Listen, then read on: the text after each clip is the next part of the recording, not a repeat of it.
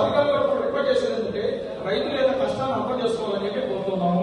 రైతుల యొక్క బాధలు ఈ రోజు తెల్లవారు 7 రూపాయలు తగ్గిస్తే 13 రూపాయలు చొప్పు చేసుకొని 4 రూపాయలు తగ్గిస్తే మళ్ళీ రోడ్డు పైకి వచ్చారు. ఏ పిలిపిల్ల మధ్య దళాలను ఒక ఆయనే పిలిపించాడు.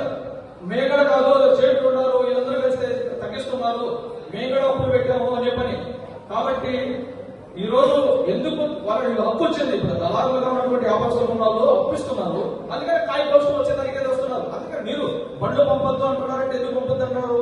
పాట మీరే, కానీ వాళ్ళ దగ్గర అప్పు తెచ్చుకున్నారు కాబట్టి మేము కోసుకుపోతాము, ఎంతైనా 7 రూపాయలు కోసుకుపోతామని చెప్పి పంపిస్తే అందుకనే లారీలు వద్దని చెప్తున్నారు రైతులు. మేము ఫిట్నెస్ పాటు వస్తాయి, అందుకని వాళ్ళు దౌర్జన్యంగా పోతున్నారు. అట్లా బాగోదు, వాళ్ళ ధరకి నిర్ణయించిన తర్వాతనే మీరు లారీలు పెట్టండి వ్యాపారస్తులు రిక్వెస్ట్ చేసుకుంటారు. వాళ్ళు అప్పులు తెచ్చుకున్నా ఏం తెచ్చుకున్నా రేపు మళ్ళీ వాళ్ళు బతికితేనే బాగుంటేనే మనకి కనీసం మనకు రేపు మళ్ళీ వ్యాపారం చేసుకునే మీకు అవకాశం ఉంటుంది.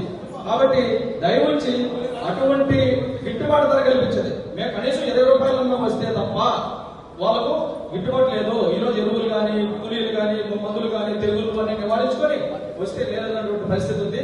కాబట్టి అధికారులు జాయింట్ కలెక్టర్లందరూ కూడా అటువంటిది ఎవరన్నా దౌర్జన్యంగా చేసుకుపోతే అటువంటి లారీలు అవసరం పోలీసులు సీజ్ చేయాలి. లైసెన్స్ లేకపోతే వ్యాపారం చేస్తే పైన యాక్షన్ తీసుకోవాలి. ఆ విధంగా చట్టం చేయాలి. ఉంటే అమలు చేయండి, లేకపోతే చట్టాన్ని అమలు చేయాలని చెప్పని మేము యూనియన్ గా సిఐగా ఆంధ్రప్రదేశ్ పరిస్థితులను డిమాండ్ చేస్తూ ఉన్నాం.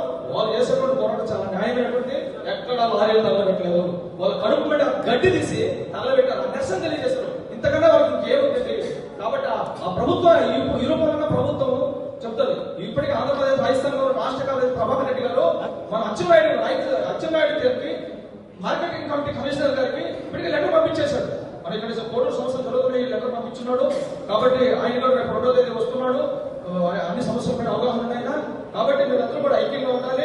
అదేవిధంగా ఈ యొక్క రెవెన్యూ అధికారులు, ఆర్టికల్స్ అధికారులు, మన మార్కెటింగ్ అధికారులు, ఇండస్ట్రీ అందరూ కలిసి రైతులకు న్యాయం చేయాలి, ఫిక్స్డ్ ధరలు నిర్ణయించాలి. మీరు పెట్టిన రేటే 16 రూపాయలు కొనసాగించండి.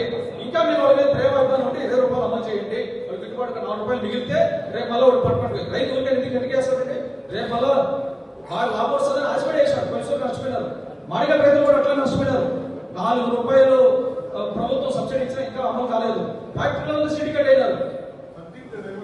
కాబట్టి ఇక్కడ మడిగల రైతులు ఉన్నారు. కాబట్టి పొజిషన్ నష్టపోయినారు మడిగల రైతులు. ఆ దగ్గర 30 ఎకరాలు కూడా నష్టపోకూడదు. 25,000 ఎకరాల పైగానే సాగు చేస్తూ మా దృష్టిలో ఉంది. ఆర్టికల్స్ అయితే ఒక రిపోర్ట్ ఉంటుంది. కాబట్టి ఆ రూపంలో కోడూరు రైతులు, ఆ 5 మండలాల్లో ఉన్నటువంటి రైతులకి న్యాయం చేయాలని చెప్పని మేము వాళ్ళు చేస్తున్నటువంటి పోరాటం చాలా న్యాయమైంది. ఎక్కువ రోజులు తీసుకోండి. ఇప్పటికే జాయింట్ కలెక్టర్ కలిసాం. అంతకుముందు మన ఏఎస్పీ గారితో పర్మిషన్ తీసుకుని ధర్నా చేసిన ఆర్డీ ఆఫీస్ కాడ సబ్ కలెక్టర్ అంతకంటే మనకు మాట వినింది. అందుకనే వీళ్ళు జాయిన్ చేసింది. డేట్ మనకు శుక్రవారం శనివారం ఉన్నారు. కానీ ఈ లోపు 4 రూపాయలు తగ్గించే కడుపు వచ్చింది. ఈరోజు వీళ్ళు అధికారులు వచ్చినారు. వీళ్ళే కాదు, జాయింట్